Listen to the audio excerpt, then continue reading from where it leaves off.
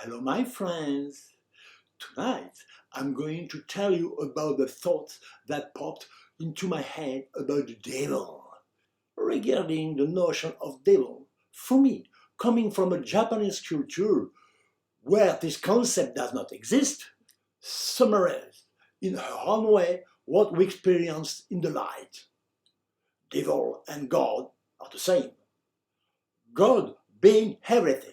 The devil can only be a part of him. He represents a negative but indisputable notion, made childish by popular superstitions, representing only a part of reality. Compared to electricity, a short circuit is very unpleasant, but its benefits are immense. By bringing the negative list pole closer to the evil principle, we can see that it can only exist with the positive plus or divine pole. Moreover, limiting electricity to these two principles is far too simplistic, and forgetting the current in amperes, the intensity in volts, plus the electromagnetic effects. Divine reality, as I have perceived it, is much more complex than this misunderstood superficial duality. The devil or Satan is only the spiritual force that attracts sound to materialism, just as gravitation attracts matter. It must be understood that, in my analysis of the book of Revelation, all description must be freed from the entangled decoration that dresses them and brought back to their fundamental geometric structure. It is this structure that will generate, according to the impulse it receives, a more or less realistic humanist or animated image in the mind of the one who contemplates it, depending on his ability to receive it. Thus, a little shepherdess goes to see a beautiful lady talking to her in love. This lady never said she was the mother of Jesus. Whereas someone with higher spiritual abilities would have been able to receive a more abstract message without the need for a figurative image. However, it would have been very difficult to transmit it to the rest of the world and with such power. A comparison could be made with computer science. Geometry is primarily made up of numbers. Computer science is only numbers, a sequence of particular numbers of which a certain arrangement forms a software that only a computer scientist is able to understand. For the average person, this software must be represented as an image on a screen. Depending on the impulse it receives, this sequence of numbers will show different images.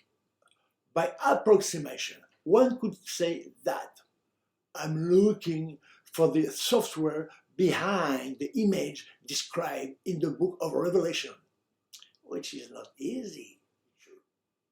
According to my experiments and my discoveries, there is a screen which is not white as in the cinema, but structured by flat geometrical construction, whose way of treating them in colors gives the illusion of relief, depth, and even evokes a landscape of another world.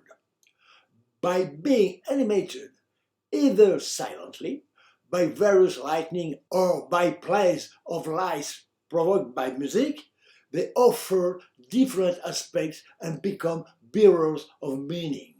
There is another construction of luminous images that will come to life, and also a final fluorescent and static image, the celestial Jerusalem, whose name will change after a certain discovery. These three pictorial structures, also different, are closely intertwined with each other. This explains the difficulty of extracting them to make the work, especially since the fourth one will appear soon.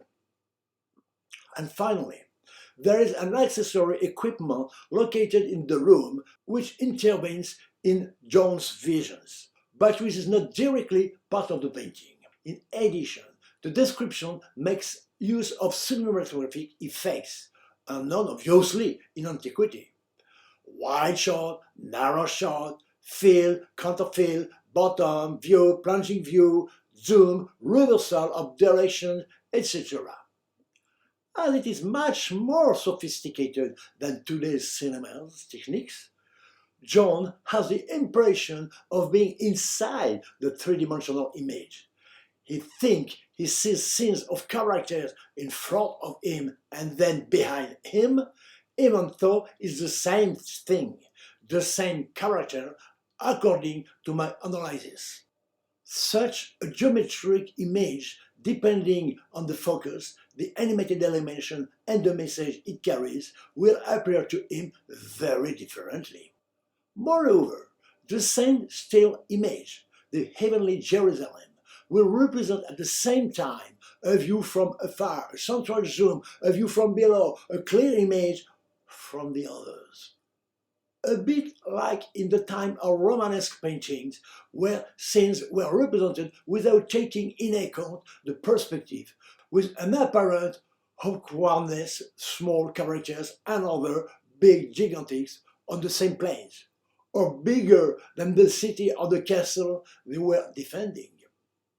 This representation was intentional, intended to express the relative importance of one or the other, or to express particular message from another world. This research is deeply economical, and I would find clarification in various religions. The one for the central balls come from Hinduism thanks to Ramakrishna, who was a great sage with a very high spiritual experience.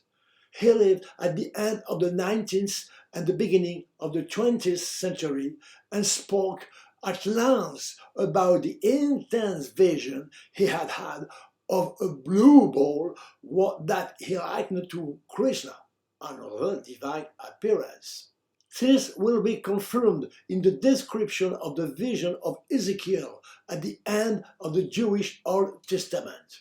Some people saw it as a proof of the coming to earth of an extraterrestrial device, whereas my research made me understand that it described the same thing as in John's visions, but at a different time and from a different angle.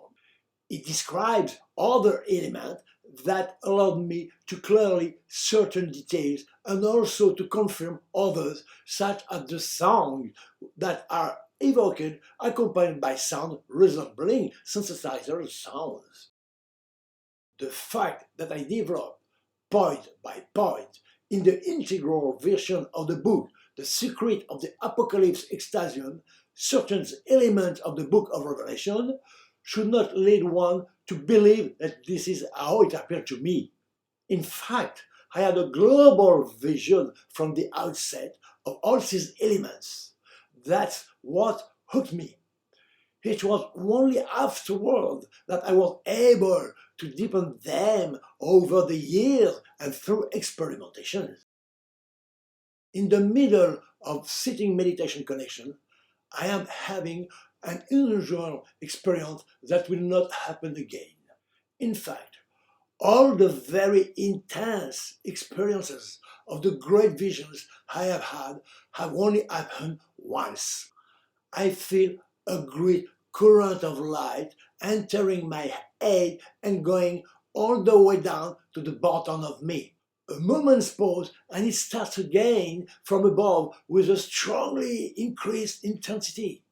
I felt like the divine who had come down to contemplate himself in the mirror he had created in me, and that his contemplation had given him immense satisfaction, which he shared a little with his creator. Most of the time, people are unable to express what they have felt and perceived in Extasium. Many prefer to remain in silence, to bath longer in this extraordinary wellness. Some say there are no words. But people have been able to describe amazing things to me when you know that I only represented luminous in geometrical constructions. A young woman, after the show, told me that she witnessed an attack on a medieval castle with soldiers in battlements and knights rushing over the drawbridge to enter the square. As she relived the scene, her voice became more and more tenuous, her gaze vague. Then she went back into the light. This time more abstract. I never knew the end of her story. Another told me that he had seen the apocalypse before the idea of the book had even entered my head. The funniest was one night when there were a lot of us for the room, 10 or 11 people. One of the boys said to us, "I saw a girl with a red underpants." Two others had seen her too, and that was it. Was it the woman who had dressed for this evening? April 4th, 1988. Very big visions. For the first time and only time, I see the entire heavenly Jerusalem. Everything is in place, very clear. Unfortunately, when you are in this plane of consciousness, it is very difficult to keep in mind all the details.